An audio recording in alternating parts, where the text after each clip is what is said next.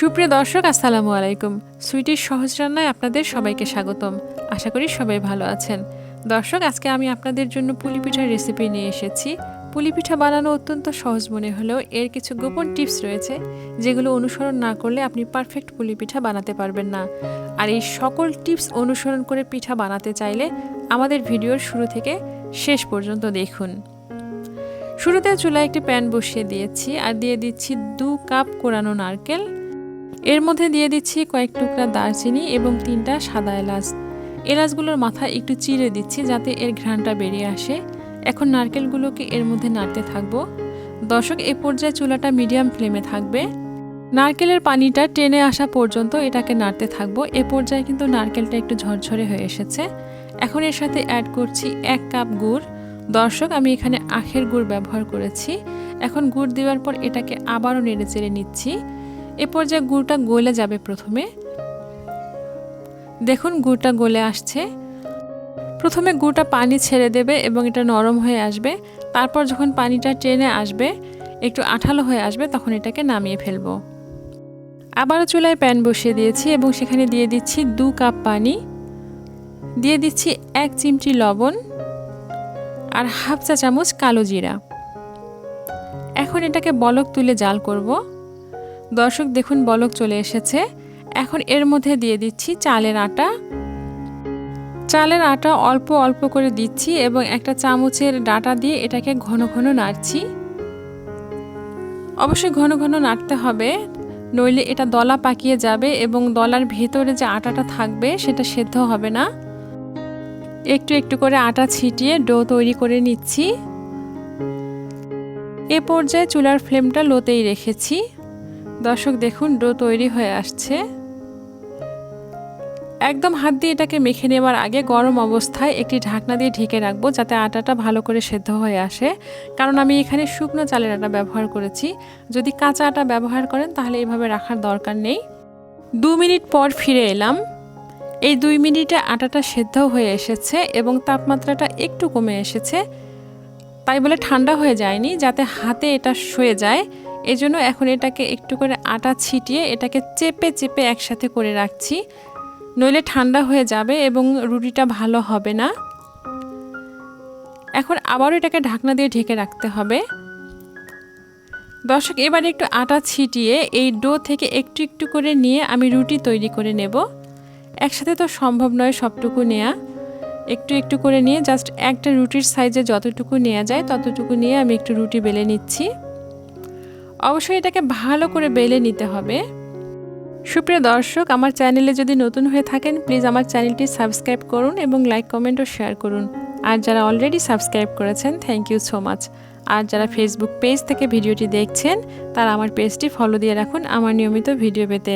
আর হ্যাঁ, like comment ও share করুন please. দর্শক, দেখতে পাচ্ছেন রুটিটা তৈরি হয়ে এসেছে। রুটিটা যে একদম সুন্দর গোল হতে হবে তার কোনো প্রয়োজন নেই। যেভাবে পারেন রুটি বানিয়ে নেবেন, তার কারণ অবশ্যই এটাকে পিঠা বানানোর জন্য ছোট ছোট করে আবার কেটে নিতে হবে। এখানে আমি একটা গ্লাস ব্যবহার করেছি, স্টিলের গ্লাস। এর মুখটা দিয়ে সুন্দর করে কেটে নিচ্ছি।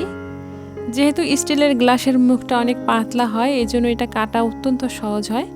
আপনারা চাইলে আপনাদের হাতের কাছে থাকা যে কোনো সাইজ, ছোট বড়, সেটা ব্যবহার করতে পারেন। দর্শক, দেখুন সবগুলো এভাবে কেটে নিচ্ছি। একটা রুটিতে আমার প্রায় 5টা ছোট ছোট পিস করে কেটে নেওয়া হয়ে গেছে। এই রুটির যে বাকি অংশ আছে সেগুলো পরবর্তী রুটির জন্য রেখে দিচ্ছি। এখন দেখুন এটার পিঠা বানিয়ে দেখাচ্ছি। প্রথমে এটাকে হাত দিয়ে একটু চেপে চেপে নিতে হবে, যাতে ভাঁজ দিলে এটা ফেটে না যায়। দর্শক, এটা একটা টিপস থাকলো আপনাদের জন্য। এখন এটাকে হাত দিয়ে মুড়িয়ে দিচ্ছি। দেখুন, হাত দিয়ে জাস্ট একটু চেপে চেপে দিয়ে তারপর কাঁটা চামচ দিয়ে একটু চেপে দিচ্ছি। দেখতে পাচ্ছেন, এতেই কিন্তু ডিজাইন হয়ে যাবে। দর্শক, দেখুন ডিজাইনটা কিভাবে করছি। এটা খুবই সহজ। আমি আরেকটা পিঠা এভাবে বানিয়ে দেখাচ্ছি। দর্শক, এখানে আপনাদের একটা টিপস দিয়ে রাখি। যদি আপনারা রিস্ক নিতে না চান যে আমার পিঠাটা যেন ফেটে না যায়, তাহলে চালের আটার সাথে জাস্ট 1 মুঠো ময়দা মিশিয়ে দেবেন। দর্শক, দেখতে পাচ্ছেন আরেকটা পিঠা তৈরি করে নিচ্ছি। আর আর এই পিঠাগুলো তৈরি করে কিন্তু জমিয়ে রাখা যাবে না, যখন তৈরি করা হবে তখনই ভেজে নিতে হবে, নইলে কিন্তু এটা ফেটে যাবে। দর্শক দেখতে পাচ্ছেন আমাদের আরেকটা পিঠা তৈরি হয়ে গেছে। এভাবে সবগুলো পিঠা বানিয়ে নিয়েছি। এবারে ভাজার পালা। চুলায় প্যান বসিয়ে দিয়েছি। এখানে আমি ছোট্ট একটা লোহার কড়াই ব্যবহার করেছি এবং সেখানে সয়াবিন তেল দিয়ে দিয়েছি। আর হাই ফ্লেমে প্রথমে তেলটাকে গরম করে নিয়ে তারপর ফ্লেমটা মিডিয়াম করে দিয়েছি। এখন এই পিঠাগুলো এতে ভেজে নেব। দেখতে পাচ্ছেন কত সুন্দর ডিজাইন হয়েছে। দর্শক এখানে আমি আপনাদের আর কিছু টিপস দিয়ে রাখি। যদি আপনারা পিঠাটা মুচমুচে খেতে চান তাহলে লালচে করে ভেজে নেবেন এবং গরম গরম খাবেন। আর যদি আপনারা নরম খেতে চান এবং একটু সময় নিয়ে খেতে চান যে আমি দেরিতে খাবো, তাহলে এটাকে হালকা করে ভেজে নেবেন। আর যদি আপনারা ময়দা ব্যবহার করেন সেক্ষেত্রে কিন্তু আপনি লালচে করে ভাজলেও পরবর্তীতে পিঠাটা নরমই থাকবে। দর্শক দেখতে পাচ্ছেন পিঠাটা উল্টিয়ে পাল্টিয়ে ভেজে নিচ্ছি এবং এটাকে আমি লালচে করে ভেজেছি। যেহেতু আমি ময়দা ইউজ করিনি সেহেতু আমার পিঠাটা কিন্তু মুচমুচে হয়েছে। এভাবে বাকি পিঠাগুলো ভেজে নিচ্ছি। দর্শক আমার টিপসগুলো ফলো করে পিঠা বানিয়ে খেয়ে অবশ্যই আমার কমেন্ট বক্সে জানিয়ে দেবেন খেয়ে আপনাদের কেমন লাগলো। এগুলো ভাজা হয়ে গেছে, সবগুলো পিঠা তৈরি হয়ে গেছে। দেখতে পাচ্ছেন আমি একটা পিঠা আপনাদেরকে ভেঙে দেখাচ্ছি।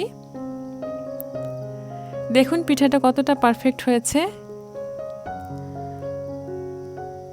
দর্শক আশা করি আমার রেসিপিটি আপনাদের ভালো লেগেছে। আবার আসবো নতুন কোনো রেসিপি নিয়ে ইনশাআল্লাহ। সুস্থ থাকুন, নিরাপদে থাকুন। এতক্ষণ সাথে থাকার জন্য ধন্যবাদ। আল্লাহ হাফেজ।